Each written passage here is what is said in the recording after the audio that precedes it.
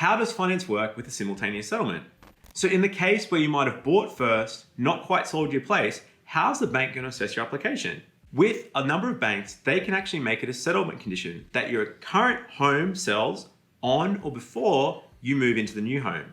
So in other words, the bank's saying, Nathan, you need to sell your family home before or on the same day that you buy the new home. That way, the deposit funds, your 20%, 30%, your 10% deposit become available, they get put in the account, and that goes towards the deposit of your new home.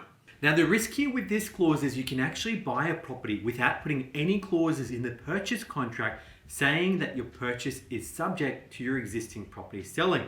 Now, this is usually an advantage to getting the contract over the line. So when you're financing, you might make an offer that's subject to say 14 days for finance.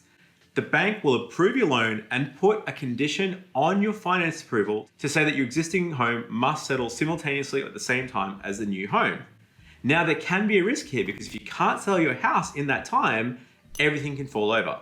So one thing to be careful of here is when you're making offers on purchasing a property, typically you might want to put in a sunset clause, which is recommended, and your solicitor will always recommend doing this.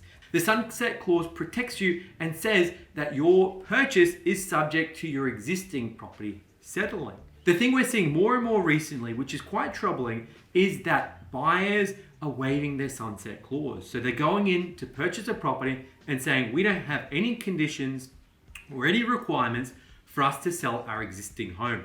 They're relying on the bank's approval and settlement condition to say, you've got to sell your property before we give you your funds, and then running the gauntlet to make sure that they sell their property on or before the purchase happens. One thing to be careful here is if you don't sell your property prior to your purchase happening, the bank will not fund you the loan. So it is a risk and one you should take very seriously.